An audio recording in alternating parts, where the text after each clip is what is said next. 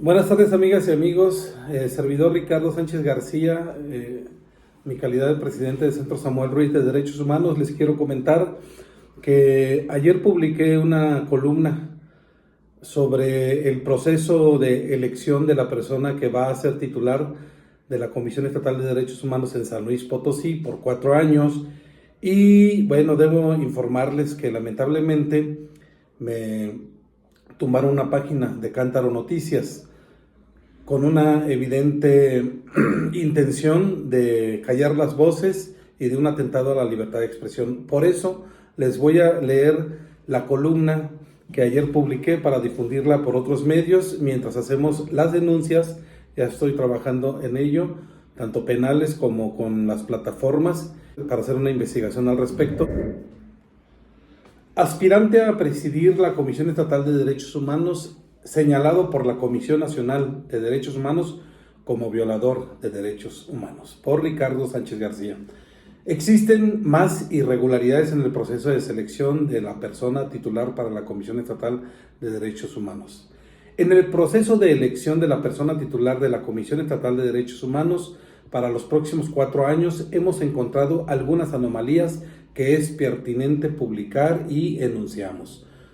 Uno de los 17 aspirantes que fueron propuestos por la Comisión del Congreso para ser considerados en el Pleno, Juan Gerardo Castillo Mata, se encuentra señalado como violador de derechos humanos bajo la rúbrica AR3 en la Recomendación Pública 23-2022 de la Comisión Nacional de Derechos Humanos, pues fue acusado, cuando era director del Registro Estatal de Víctimas, Asuntos Jurídicos y Derechos Humanos, de haber omitido ubicar en domicilio distinto a una mujer víctima de amenazas por investigar el homicidio de su hijo. Cabe señalar que dicha recomendación por violar derechos humanos fue firmada por la titular de la Comisión Nacional de Derechos Humanos, Rosario Ibarra Piedra, ordenando que el licenciado Juan Gerardo Castillo Mata sea sancionado por participar en hechos y omisiones en contra de la víctima. Es sabido y notorio que Juan Gerardo Castillo Mata ha sido subordinado y protegido de Jorge Vega Arroyo, quien hoy trabaja en el gobierno estatal a las órdenes del gobernador Ricardo Gallardo Cardona, haciendo las veces de apagafuegos, hecho con el que la Comisión Estatal de Derechos Humanos, de por sí debilitada y subordinada ya, estaría en total control del gobierno estatal, lo que niega la naturaleza de su creación y el objetivo de su existencia, a saber, salvaguardar los intereses de la ciudadanía frente a los abusos de autoridades.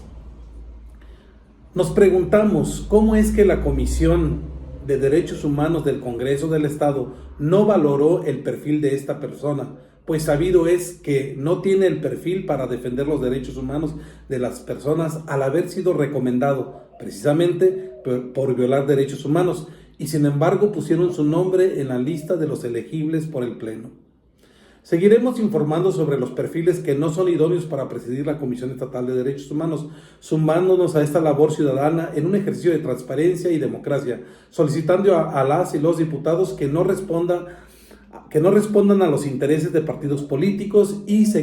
que no se coludan con el gobierno estatal en la imposición de perfiles sin idoneidad y vocación de servicio a favor de la ciudadanía. En principio, la votación para elegir a la persona titular de la Comisión Estatal de Derechos Humanos será el jueves 27 de marzo. Recuerden, diputadas y diputados,